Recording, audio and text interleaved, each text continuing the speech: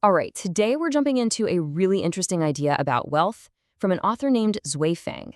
It's a perspective that might just flip your whole understanding of what it actually means to be rich. So let's start with this. Just think about it for a second. What if you were already a billionaire from the very moment you were born? It's a pretty wild idea, right? But it's the foundation of the whole text we're digging into today. And this quote really gets to the heart of it.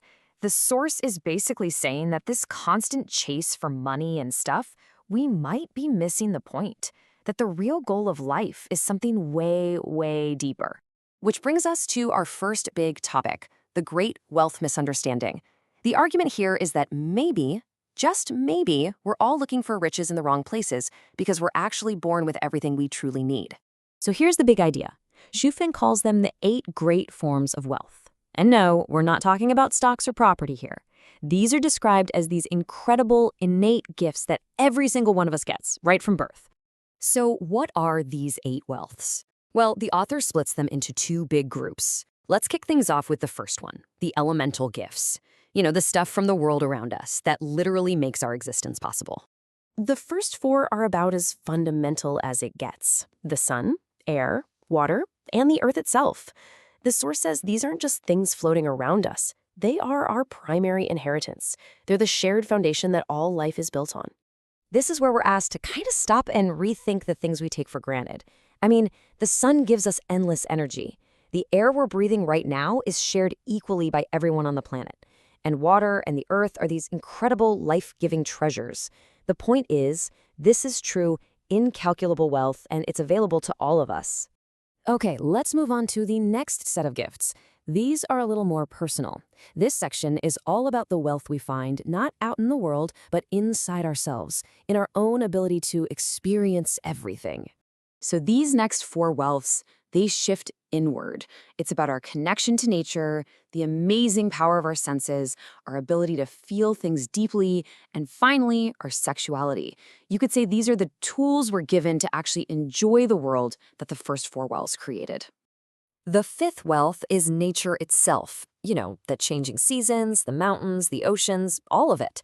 And the 6th? Well, that's the incredible toolkit we have to experience it all, our senses. The ability to see a sunset, or hear music, or taste your favorite food, that's framed here as a profound kind of richness. The author uses this really beautiful line of poetry to get at the 7th wealth. It's not just about seeing the mountains, it's about the feeling you get, the story, the emotion that art and experiences can stir up inside of us. And that leads us right to the 7th wealth, our ability to feel.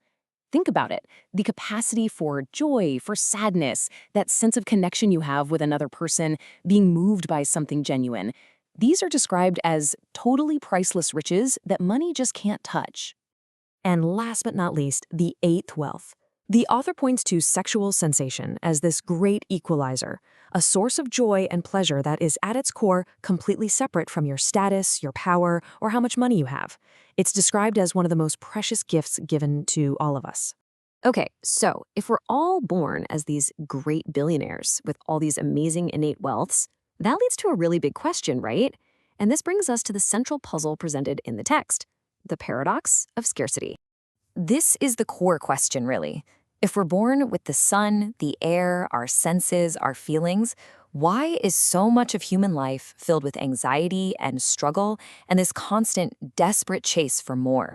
And the author's diagnosis is pretty blunt. The problem isn't that there isn't enough to go around. The problem, as it's presented here, is a human one. It's greed. And that powerful urge to own and control things that were maybe meant to be shared. To really drive this point home, the author makes a pretty stark claim that a tiny, tiny fraction of the population controls the vast majority of the world's resources, leaving everyone else to get by on what's left. According to this text, this is how natural abundance gets twisted into artificial scarcity. So this really boils it down, doesn't it? The core conflict presented in the source is this: a natural design of plenty for everyone, which has been warped by human systems into a reality of scarcity for almost everyone. So after laying out this whole problem, where do we go from here? Well, the source offers a very specific conclusion, a proposed path forward, and we're just going to present it to you exactly as it's written.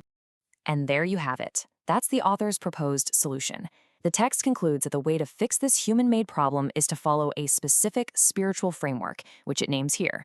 The text basically frames this path as the way to get back to a more natural, harmonious way of living. And that brings us to the end.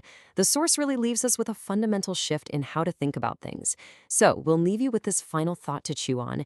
When you look at this list of 8 wealths, which of these innate, non-material riches do you value the most in your own life? Thanks for watching.